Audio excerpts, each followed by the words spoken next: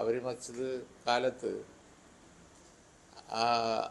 അവരെയൊക്കെ യാതൊരുവിധ സങ്കോചവുമില്ലാതെ ലീഗിനെതിരായി ഒരേ വേദിയിൽ അണിനിരത്തി LDF നടന്നിട്ടുണ്ട്.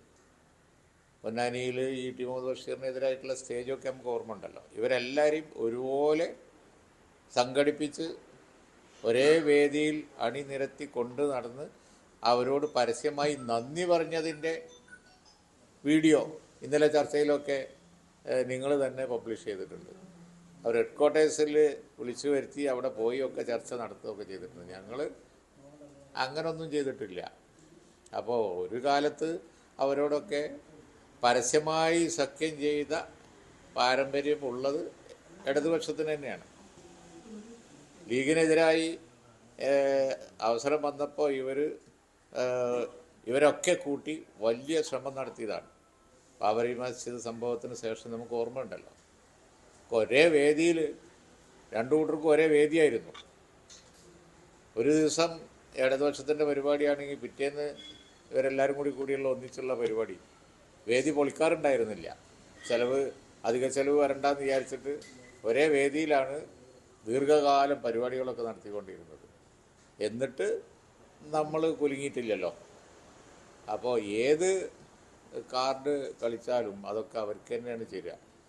വർഗീയത ഒരിക്കലും ലീഗിൽ എടുക്കാൻ പറ്റില്ല. വർഗീയ സമീപനം എടുക്കുന്നും പറയാൻ പറ്റില്ല. കാരണം ഈ സമീപനമൊക്കെ അവർ നേരത്തെ എടുത്ത കഥയാണ് കേരളം കണ്ടിട്ടുള്ളത്. ഞങ്ങളൊരിക്കലും അതിനോട് കോംപ്രമൈസ് ചെയ്തിട്ടില്ല.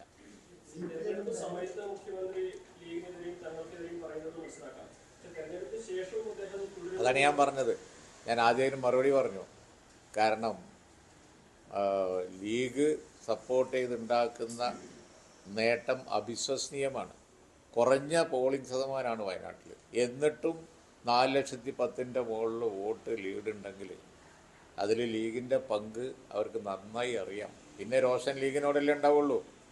പാലക്കാട് ഇത്രയും വലിയ ഭൂരിപക്ഷം ഉണ്ടെങ്കിൽ ഞങ്ങളുടെ ശക്തി കേന്ദ്രമായ ബിരാരി പഞ്ചായത്തും അതുപോലെ തന്നെ പാലക്കാട് മുനിസിപ്പാലിറ്റിയിലൊക്കെ ഉണ്ടായ മുന്നേറ്റം അതിൻ്റെ പിന്നിൽ ലീഗാണ് എന്നുള്ളത് അവർക്കറിയാം. പിന്നെ രോഷത്തിന് കാരണം വേറെ അന്വേഷിക്കണം. പക്ഷേ രോഷപ്രകടനം വിഭാഗീയത സൃഷ്ടിക്കുന്ന രൂപത്തിലാവുമ്പോൾ കാലിൻ്റെ അടിയിൽ നിന്ന് മണ്ണ് പോകുന്നത് അവർക്കാണ്. 3-ാം സ്ഥാനത്താണ് വയനാട്ടിൽ പലയിടത്തും. BJPക്ക് പിറകെ പോയി. അതാണ് എൻ്റെ പോയിന്റ്. ഞാൻ പറഞ്ഞു അത്. കാരണം ലോക്സഭാ തെരഞ്ഞെടുപ്പിന് മുമ്പേ വരെ ലീഗിനെ വിമർശിക്കുന്നേ ഇല്ല, അവർ തലോടലും ഉണ്ടായിരുന്നു. പക്ഷെ ഇപ്പോ ഈ SDPയും ജമാഅത്തെ ഇസ്ലാമിനും ലീഗിനെ കണക്ട് ചെയ്തുകൊണ്ടാണ് വിമർശനം. അപ്പോൾ ഒരു നയത്തിലൊരു മാറ്റം വന്നു. അല്ല, അതിൽ വലിയ പുതുമയൊന്നുമില്ല. അത് പിന്നെ അവർ തീരുമാനിച്ചിട്ട് പ്രഖ്യാപിക്കലാണ് കാർഡ് ഏതാണെന്നുള്ളത്. അത് അങ്ങോട്ടും ആവാം ഇങ്ങോട്ടും ആവാം. കാർഡിൻ്റെ കാര്യം അങ്ങനെയാണല്ലോ. കഴിഞ്ഞ പാർലമെൻറ്റ് തെരഞ്ഞെടുപ്പ് കാലത്ത് ഇടതുപക്ഷം ഇല്ല എങ്കിൽ ഇവിടെ ന്യൂനപക്ഷങ്ങളുടെ, പ്രത്യേകിച്ച് മൈനോറിറ്റി ആയിട്ടുള്ള മുസ്ലിം കമ്മ്യൂണിറ്റിയുടെ സ്ഥാനം 2-ാം ക്ലാസ് പൗരന്മാരാവും എന്ന് വരെ പരസ്യം കൊടുത്തില്ല. അപ്പോൾ കാർഡൊക്കെ അതാത് കാലത്ത് തരം പോലെ മാറ്റിക്കൊണ്ടിരിക്കും. അതിൽ പുതുമയൊന്നുമില്ല. പക്ഷേ എൻ്റെ പോയിൻ്റ് അത് ഇടതുപക്ഷത്തിന് നല്ലതല്ല എന്നുള്ളതാണ്. അവർ സ്വന്തം നേട്ടം പുരോഗമന രാഷ്ട്രീയവും പറയുന്നതായിരിക്കും നല്ലത് ഈ കാലഘട്ടത്തിൽ.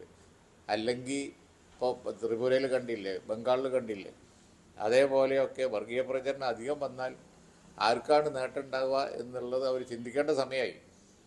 ഇപ്പോൾ പറയുന്നത് ഈ ഭരണവിരുദ്ധ വികാരം സ്ഥാപിക്കാൻ ഈ ഉപതെരഞ്ഞെടുപ്പ് കൊണ്ട് പറ്റിയിട്ടില്ല എന്നത്. കാരണം പാലക്കാടാണെങ്കിലും വലിയൊരു വോട്ട് ഷെയറിൽ അവർക്ക് നഷ്ടം ഉണ്ടായിട്ടില്ല. ചേലക്കരയാണെങ്കിലും വിജയം നേടാൻ അവർക്കായി, രാഷ്ട്രീയ വിജയമാണ് കോൺഗ്രസ് അവർക്ക്. അപ്പൊ അങ്ങനെ ഒരു ഭരണവിരുദ്ധ വികാരം ഇല്ല എന്നാണ് ഈ തെരഞ്ഞെടുപ്പ് തെളിയിക്കുന്നത്. ഭരണവിരുദ്ധ വികാരം ഉണ്ടെന്ന് സ്പഷ്ടമായി തെളിയിക്കുന്ന ഒരു തെരഞ്ഞെടുപ്പാണിത്. പാലക്കാട് സ്പഷ്ടമാണ്, വയനാട് വളരെ ക്ലിയറാണ്. പക്ഷേ ചേലക്കര വെച്ചിട്ടാണ് അവർ പറയുന്നതെന്നുണ്ടെങ്കിൽ ചേലക്കര അവർക്ക് ഒരുപാട് നഷ്ടമുണ്ടായി. വോട്ട് കണ്ടമാനം കുറഞ്ഞു. കുറേ വോട്ട് UDFന് പോയി, കുറേ വോട്ട് പല സ്വതന്ത്രന്മാർക്കും പോയി, കുറേ വോട്ട് BJPക്ക് പോയി. അവിടെയും BJPക്ക് ഒരുപാട് വോട്ട് പോയി, അവരെ വോട്ട്. അപ്പോൾ വോട്ട് നഷ്ടം കണ്ടമാനമുണ്ട് ചേലക്കരയിൽ. അവർ തന്നെ അത് പരിശോധിക്കുക എന്നുള്ളത് ഇപ്പോൾ പറഞ്ഞിട്ടുണ്ടല്ലോ. അത് ഭരണവിരുദ്ധ വികാരത്തിൻ്റെ ലക്ഷണമാണ്. 100 സീറ്റ് UDF ജയിച്ചപ്പോഴും ജയിച്ച മണ്ഡലമാണ് ചേലക്കര.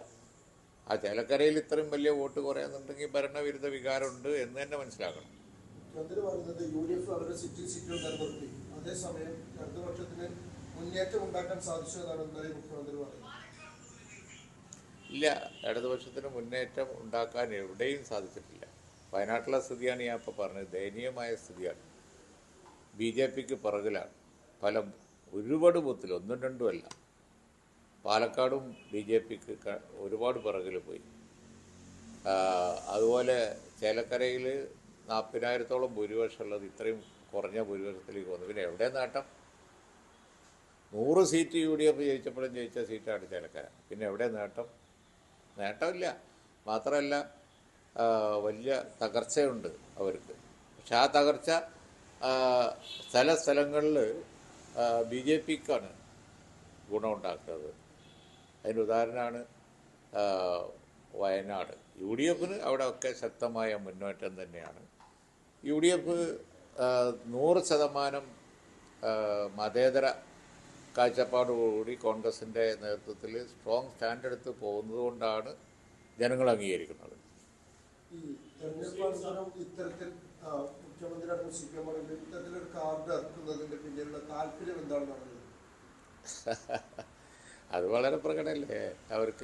അവരെ വിശ്വാസം അതുകൊണ്ട് ഗുണം കിട്ടും എന്നാണ് ഞാനതാ പറഞ്ഞത്. ആ വിശ്വാസം അവരെ രക്ഷിക്കൂല. അവർക്ക് നഷ്ടമാണ് സംഭവിച്ചുകൊണ്ടിരിക്കുന്നത്. അറിയാതെ അവരെ വോട്ട് കുറഞ്ഞുകൊണ്ടിരിക്കുകയാണ്. ഇനിയും ഇപ്പോൾ മുനമ്പം വെച്ച് അവർ അത് നീട്ടിക്കൊണ്ടുപോയിട്ട് ചില പോളറൈസേഷൻ നടക്കുന്നത് അവർ കാണാതെ പോകുന്നുണ്ട്. അവസാനം അതിൻ്റെയൊക്കെ ഗുണം കിട്ടുക മറ്റു പലർക്കുമായിട്ട്, ഇടതുപക്ഷത്തിനായിരിക്കില്ല. അല്ല, സാമുദായിക സ്പർദ്ധ എവിടെ ഉണ്ടായാലും പിന്നെ ഗുണം BJPക്കായിരിക്കൂലേ. അതുകൊണ്ടാണല്ലോ ഇപ്പോൾ UP-യിൽ കണ്ടില്ലേ. UP-യിൽ കലാപം ഉണ്ടാക്കാൻ അവരെന്നെ ശ്രമിക്കുകയല്ലേ. അവിടെ വെടിവെപ്പും കാര്യങ്ങളും ഒക്കെ ഉണ്ടായി. അതിലവർക്ക് അലോസരമില്ലല്ലോ. സ്പർദ്ധ വന്നാൽ ഗുണം അവർക്കാണ്. ഈ മുസ്ലിം സാമുദായിക സംഘടനകൾ ഇപ്പോൾ മുൻപത്തേക്കാൾ കൂടുതൽ UDF-നോട് അടുക്കുന്നു എന്ന് തെളിയിക്കുന്നതല്ലേ ഈ ഒരു തെരഞ്ഞെടുപ്പ് ഫലങ്ങൾ? കാരണം ഇടതുപക്ഷം ഒരുപാട് അവരെ ഒപ്പം ചേർക്കാൻ ശ്രമിച്ചെങ്കിലും പരസ്യം കൊടുത്ത് ഒരുപാട് ശ്രമം നടത്തിയെങ്കിലും അതൊന്നും ഫലം കണ്ടില്ല എന്ന് തെളിയിക്കുന്നു. അല്ലേ, മുസ്ലിം സംഘടനകൾ മാത്രമല്ലല്ലോ. പ്രിയങ്ക ഗാന്ധിൻ്റെ വിജയം സൂചിപ്പിക്കുന്നത് എന്താ? എല്ലാവരും മതവ്യത്യാസമില്ലാതെ എല്ലാവരും UDF-ൻ്റെ പിന്നിലേക്ക് വരുന്നു എന്നുള്ളതാണ് പാലക്കാടും വയനാടും തെളിയിക്കുന്നത്. ഇപ്പോൾ പാലക്കാട് മുനിസിപ്പാലിറ്റിയിൽ BJPയുടെ വോട്ടവിടെ പോയി. അതന്നെ അപ്പോൾ പിന്നെ മുസ്ലിം സംഘടനകളല്ല, കേരളത്തിലെ ജനങ്ങൾ UDF-ൻ്റെ പിറകിലേക്ക് വരിക. അതാണ് കാണുന്നത്.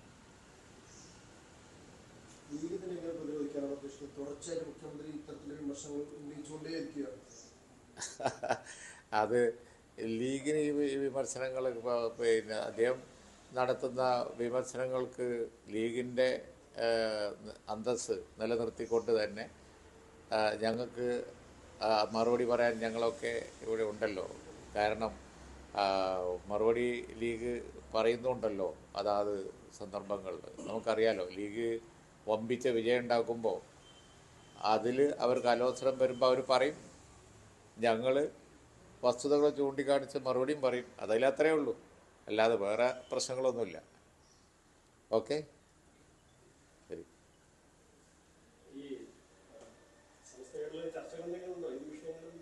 ചർച്ച എല്ലാ കാലത്തും ഉണ്ട്. അതൊക്കെ മതസംഘടനകളുമായിട്ട് ഓരോ വിഷയങ്ങൾ വരുമ്പോൾ ആ ഇഷ്യൂ ബേസ്ഡ് ആയിട്ടുള്ള ചർച്ചകളുണ്ടാവും. അതൊക്കെ അത്രേ ഉള്ളൂ. ആ ഇഷ്യൂ ബേസ്ഡ് ആയിട്ടുള്ള ചർച്ചകൾ ഉണ്ടാവും. പിന്നെ ഇപ്പോൾ ഒക്കെ ചെറിയ രാഷ്ട്രീയം കലർത്തി ചിലർ പിന്നെ പല കാര്യങ്ങളും ഒക്കെ മീഡിയയിലൊക്കെ ഇങ്ങനെ പല സോഷ്യൽ മീഡിയയിലൊക്കെ അതിന് കുറച്ച് ഓവറത് കൊടുക്കുന്നതല്ലാതെ ഓരോ വിഷയങ്ങൾ വരുമ്പോൾ ചർച്ച എല്ലാ കാലത്തും ഉള്ളതാണ്. ആ ചർച്ച ഇപ്പോഴും ഉണ്ട്. അല്ല, അതിപ്പോൾ നമ്മൾ ഇന്നലെ പറഞ്ഞതല്ലേ, ഇനി തങ്ങൾ സ്ഥലത്തില്ല, തങ്ങൾ വരട്ടെ, ഇനി ഞങ്ങളൊരു കൂടിയാലോചനയ്ക്ക് ശേഷം വല്ലതും ഉണ്ടെങ്കിൽ പറയാം. ഈ സമസ്തയുമായി ബന്ധപ്പെട്ടുള്ള ഈ ഒരു ചെറിയ വിഷയങ്ങളെ ഇപ്പോൾ അതെങ്ങനെ പരിഹരിക്കാതെ നീണ്ടുപോകും? സാധാരണഗതിയിൽ കാണുന്ന ഒരു പ്രശ്നമായിരിക്കും പറഞ്ഞാൽ നമുക്ക് നിമിഷം നേരം മതി. പക്ഷെ എന്തുകൊണ്ട് സമസ്തയുമായി ബന്ധപ്പെട്ട പ്രശ്നങ്ങൾ ഇങ്ങനെ നീണ്ടു പോകാനാണ് കാരണം എന്താ?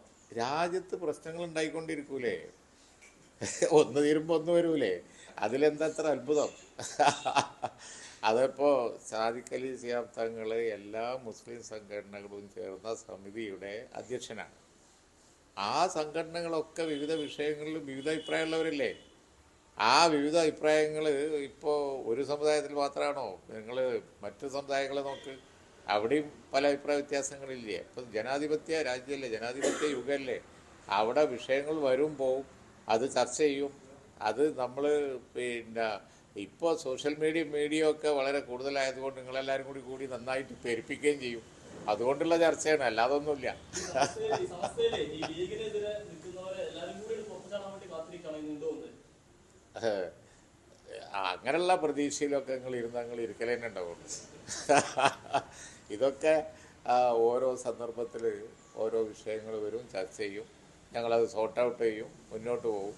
തെരഞ്ഞെടുപ്പ് വരുമ്പോൾ ഒറ്റക്കെട്ടായിട്ട് ഒക്കെ തങ്ങളുടെ കീഴിലും പാർട്ടിയുടെ കീഴിലും നിന്ന് വോട്ട് ചെയ്യും. കണ്ടില്ലേ ഇപ്പോൾ പാർലമെൻറ്റിൽ 3 ലക്ഷം 2.5 ലക്ഷം കണ്ടില്ലേ? അന്ന് വേറെ വിഷയങ്ങളല്ലായിരുന്നു. അന്ന് പിന്നെ അടുത്ത വർഷം ഉയർത്തിയിരുന്ന കാറിൻ്റെ എന്താ? അപ്പോൾ ആരെങ്കിലും ശ്രദ്ധിച്ചോ? മൈൻഡ് ചെയ്തോ?